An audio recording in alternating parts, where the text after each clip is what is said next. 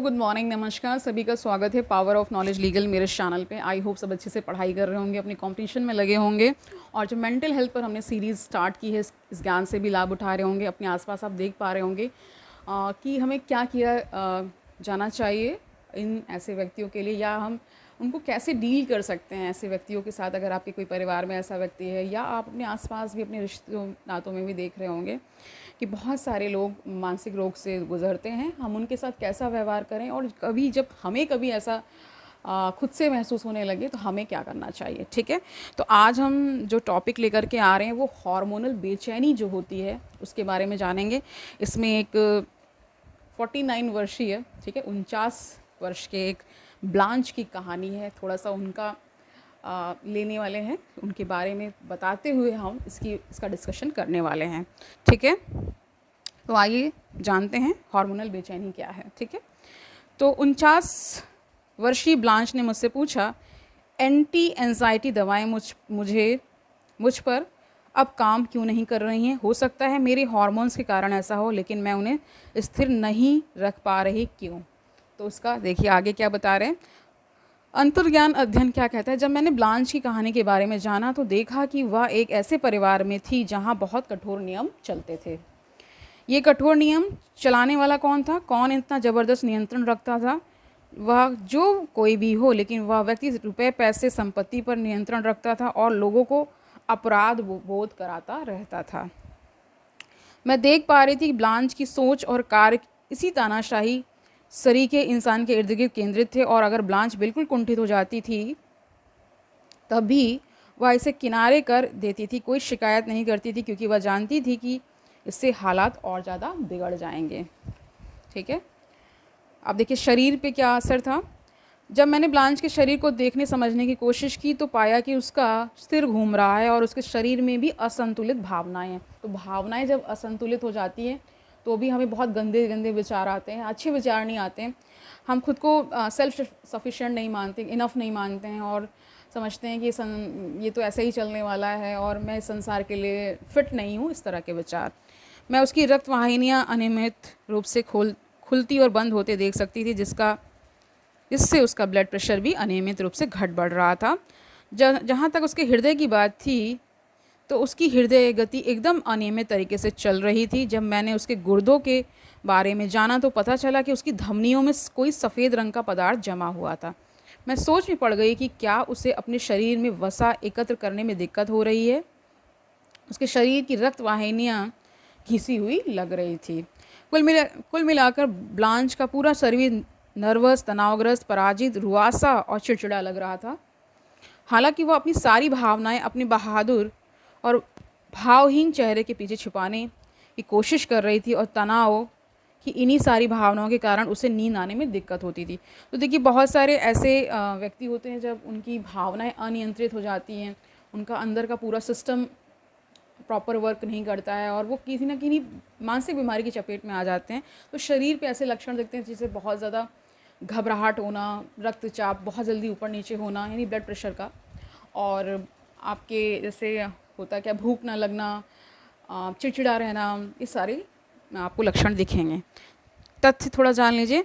Blanch ने बताया कि वह कई वर्षों से डर महसूस कर रही थी, लेकिन 5 HTP पैशन फ्लावर एवं लेमन बाम के जरिए और हाँ संज्ञानात्मक व्यवहार थेरेपी और संकल्पों के जरिए वे भी कमोवेश उस पर नियंत्रण करती आ रही थी। यानी थेरेपीज़ वगैरह वो ले रही थी, फिर भी इस तरह का उनका पूरा जीवन बीत रहा था। फिर वह एकदम से चिल्लाते हुए रोने लगी और बोली, लेकिन अब उन सब का असर नहीं हो रहा है। भयभीत ब्लांच डॉक्टर के पास गई, जिसने उसके हार्मोन प्रोजेस्टेरॉन, एस्ट्रोजन, है ना, ये सारे हार्मोन्स हैं, DHEA, प्रेगनेनलॉन, ठीक है, ये सारे आपके बायोलॉजिकल टर्मिनोलॉजी हैं, ठीक है, आदि स्थिर रखने की कोशिश की सूची देखिए बनाई उसने। बहुत सारे वो प्रयास कर रही थी खुद को कंट्रोल में रखने के, लेकिन जब ये हार्मोन्स ही अनियंत्रित हो गए हैं तो वो उसका कोई असर नहीं दिख रहा था उसको पॉजिटिव। ठीक है, सूची बढ़ती जा रही थी। बोली, मैं कुछ भी कर लूँ, मैं उन्हें स्थिर नहीं रख पाती। ब्लांच ने ये भी बताया कि वह हाई ब्लड प्रेशर के लिए एंटी हाइपर सेंसिटिव दवाएँ भी ले रही थी है, और उसने कोलेस्ट्रॉल के लिए भी दवाइयाँ ली हैं, और परिवार का वह तानाशाह क्वेश्चन मार्क है वहाँ पे। वह तो उसकी माँ ही थी और वास्तव में उसी के कारण ब्लांच का ब्लड प्रेशर इतना बढ़ गया था। वह रानी नहीं बल्कि एक तानाशाह राजा के समान थी जो लोहे की छड़ी से पूरे घर पर हुक्म चलाती थी। ब्लांच की माँ पूरे परिवार को अपराध बोध कराती रहती थी और सबको दबा कर रखती थी। देखिए ये बहुत प्रवृत्तियाँ होती, कल भी मैंने इस पर डिस्कशन किया हुआ है कि बहुत सारे पेरेंट्स बहुत टॉक्सिक हो जाते हैं अपने बच्चों के प्रति, उनको ठीक से ग्रो नहीं करने देते हैं, एक तरह से उन पर बहुत प्रतिबंध लगाते हैं। हर कहीं वो जा रहे हैं तो टोकना टाकी, कब आओगे, इस तरह से। देखिए ये एक लिमिटेड वे में और एक सिक्योरिटी पर्पस से पूछना अलग चीज़ है, लेकिन एक पूरा हवा उसका क्रिएट कर देना कि कहीं जाना ही नहीं है, उसको बंद करके रखना, उसको बहुत ज़्यादा एक तरह से बहुत ज़्यादा स्कोल्ड करना छोटी छोटी बातों पर, है ना, उसका पूरा आत्मसम्मान ही गिरा देना, ये सारे पेरेंट्स करते हैं। बहुत सारे, अधिकांशता मैंने ये देखा है, स्पेशली जो लोअर मिडिल क्लास है, मिडिल क्लास फैमिलीज़ में बहुत देखा जाता है। अपर भी इससे अछूता नहीं है, लेकिन ज़्यादा केसेस यहीं मिलते हैं क्योंकि यहाँ पे बच्चों की परवरिश इस प्रकार की जा रही होती। बचपन में उन्हें बहुत डरा के रखा जाता है। एक अनुशासन एक अच्छी चीज़ है, लेकिन जो एक लिमिट क्रॉस कर जाए तब बच्चे के अंदर कोई ना कोई विकार आ जाएगा और उसका फिर जब बहुत दूरगामी परिणाम हमें देखने को मिलते हैं तो पेरेंट्स उसको रिकॉग्नाइज़ और रजिस्टर भी नहीं करते हैं, वो अपनी गलती कभी नहीं स्वीकार करते हैं। ठीक है, वो ये तर्क देते हैं हमारी परवरिश भी तो इसी तरह हुई है, तो फिर झेलिए। ठीक है, देखिए कोई ना कोई कारण जरूर बनता है, बीमारी कोई एक दिन में नहीं बनती है और उसके पीछे बहुत सारे कारण होते हैं। एक एक स्टेप उसके लिए जिम्मेदार होता है। बच्चे का आत्मविश्वास क्यों नहीं बन पाया? क्योंकि माँ बाप इस प्रकार थे, उनके जीन सीक्वेंस उस प्रकार होते हैं। ठीक है, जीन्स भी उसमें बहुत ज़्यादा जिम्मेदार हैं, क्योंकि जीन कैसे बन रहा है। जैसे जब माँ के गर्भ में बच्चा है, अगर माँ पे बहुत ज़्यादा अत्याचार हो रहा होगा तो निश्चित ही मतलब 100 केसेस में से 90 केस ऐसा आपको मिल जाएगा।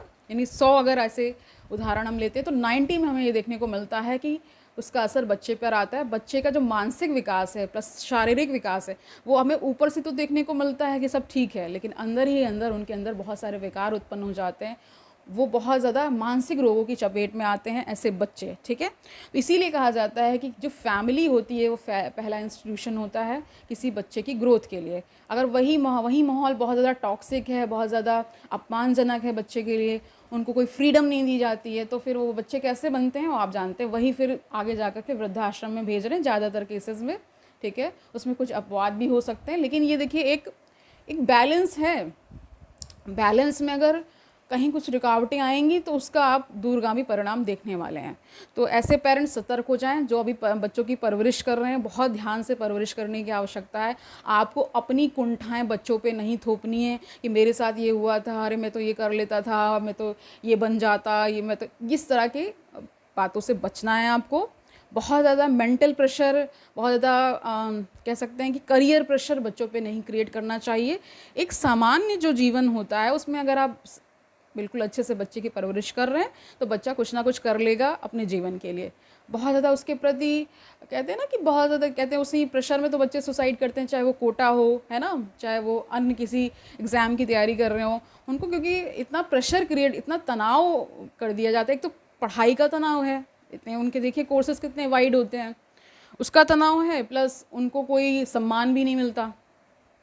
देखिए पहली रिक्वायरमेंट जो किसी भी ह्यूमन बीइंग की होती है, चाहे वो बच्चा हो, चाहे वो मध्य अवस्था में हो या वो बूढ़ा हो चुका हो, सम्मान बेसिक रिक्वायरमेंट। अगर आप सम्मान करेंगे तो आपको सम्मान मिलने वाला है और ये बेसिक है ह्यूमन बीइंग के एग्जिस्टेंस के लिए। यहाँ पे देखती हूँ मैं कि जैसे मान लीजिए कोई चतुर्थ श्रेणी का कर्मचारी, उससे लोग कितनी बुरे तरीके से बात करते हैं। एक सम्मानजनक जो वातावरण होना चाहिए वो हमारे समाज में कम देखने को मिलता है। किसी हाई पोस्ट ऑफिशियल से बात करेंगे तो एक अलग ढंग है, लेकिन अगर किसी अपने नीचे वाले यानी कैडर में जो नीचे है या जो भी आप हायरार्की कह लीजिए उसे, उसमें नीचे है, तो वहाँ पे मैं देखती हूँ कि बहुत ज़्यादा अपमानजनक तरीके से बात की जाती है ना। जो समझदार पेरेंट्स हैं वो तो समझते हैं कि ये बच्चा ज़रूर मेरे माध्यम से आया है, लेकिन वो एक इंडिविजुअल पर्सनैलिटी है ना। ठीक है, तो उसका सम्मान करिए, बच्चे की इच्छाओं का सम्मान करिए, उनके पास बैठिए, उनसे प्रेम करिए, उनसे जो एक हेल्दी कॉन्वर्सेशन होना चाहिए वो करिए। देखिए जीवन कितना सुंदर हो जाता है। हम कहाँ लैग कर रहे हैं, हम ये बड़े छोटे ये वो करने में लगे हुए हैं। हम नहीं समझ पा रहे हैं कि ये जो संसार हमने जो बना दिया है, ये जगत जो हम निरंतर जो इसमें बहुत सारा कंपटीशन डाल रहे हैं, बहुत सारा हम इसमें वेमिनेस डाल रहे हैं, हम उन्हें गलत वैल्यूज़ की तरफ बढ़ा रहे हैं कि चोरी कर लो, सेंधमारी कर लो, है ना, ये सब हम टीचिंग्स देते हैं, नकल कर लो, गलत तरीके से नौकरी पालो, ये सब क्या हम दे रहे हैं बच्चों को, सही नहीं है। अगर अभिभावक ठीक हो जाएंगे तो 90% केसेस में मैं बता सकती हूँ कि बच्चा भी उन्हीं को फॉलो करता है ज़्यादातर, ठीक है, क्योंकि वो जैसा माहौल अपने आसपास पाता है वो वैसा ही बनता है। अगर शुरुआत में बच्चा देख रहा है कि पिता माँ को पीट रहा है, तो आगे जाके जब उसकी शादी होती है तो वो भी ऐसा ही करता है, क्योंकि उसकी कुंठाएं बैठ जाती हैं। ओके, तो यहाँ पे ये सब आपको ध्यान देने योग्य बातें हैं जो मैंने बता दी है, ठीक है। कह रहे हैं कि ब्लांच की माँ पूरे परिवार को अपराध बोध कराती थी और सबको दबा कर रखती थी। जब फ़ोन की घंटी बजने लगी तो ब्लांच का ब्लड प्रेशर बढ़ने लगा, ठीक है, और वह समझ गई कि उस पर कोई नया हुक्म चलने वाला है, और उसके कोलेस्ट्रॉल के लेवल के साथ साथ उसका वज़न भी बढ़ गया था। तो देखिए बहुत सारे बच्चों में ये सारी चीज़ें होती ही होती हैं। समाधान कह लीजिए, थोड़ा सा देखते हैं। अगर आप पूरी ज़िंदगी अवसाद, बेचैनी, चिड़चिड़ाहट, मन न लगना या याददाश्त की समस्याओं जैसे इस पुस्तक में बताया गया, हमने भी बताया है, जूझते रहे हैं, तो आपको राहत के लिए कई तरह के नुस्खे भी पता चल गए होंगे, चाहे वह पोषक आहार हो, दवाएं हों, जड़ी बूटियां हों, ठीक है, व्यवहार थेरेपी हो या संकल्प हो। हालांकि जब आप जीवन के मध्य में पहुंच जाते हैं तो आपका अवसाद, बेचैनी, चिड़चिड़ाहट और अन्य मस्तिष्कीय लक्षण, यानी मस्तिष्क जो लक्षण होते हैं, फिर से काबू से बाहर होने लगते हैं, क्योंकि हार्मोन्स का उथल पुथल बहुत सारी स्टेजेस में होता है, ठीक है।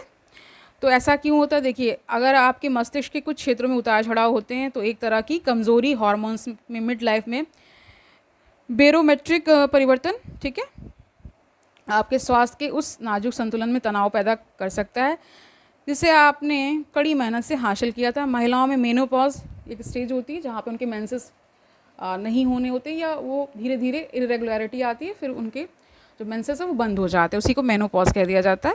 या पुरुष में टेस्टोपॉज होता है, ठीक है, की स्थिति में पहुंचने पर खान पान, व्यायाम, विशेष जड़ी बूटी या पोषक आहार या दवाओं समेत जो भी भारी बदलाव आपने किए हैं उनमें आपको फिर से परिवर्तन करने पड़ सकते हैं। जो आप ले रहे हैं या बिल्कुल अलग तरह के नुस्खे आजमाने की कोशिश कर रहे हैं, अगर आपको अवसाद, बेचैनी, चिड़चिड़ापन, ध्यान में कमी और याददाश्त की समस्या जैसे परिवर्तन ना दिखें तो आपको पता भी नहीं लगेगा ना कि आप एस्ट्रोजन, प्रोजेस्टेरॉन या टेस्टोस्टेरॉन में मेनोपॉज या टेस्टोपॉज में बदलावों से गुजर रहे हैं। तो देखिए महिलाओं में मेनोपॉज होता है, ठीक है, और पुरुषों में टेस्टोपॉज होता है। उनकी टेस्टीज का जो स्पर्म का फॉर्मेशन है वो थोड़ा सा प्रभावित होता है या रुक जाता है, ऐसा कहते हैं, ठीक है।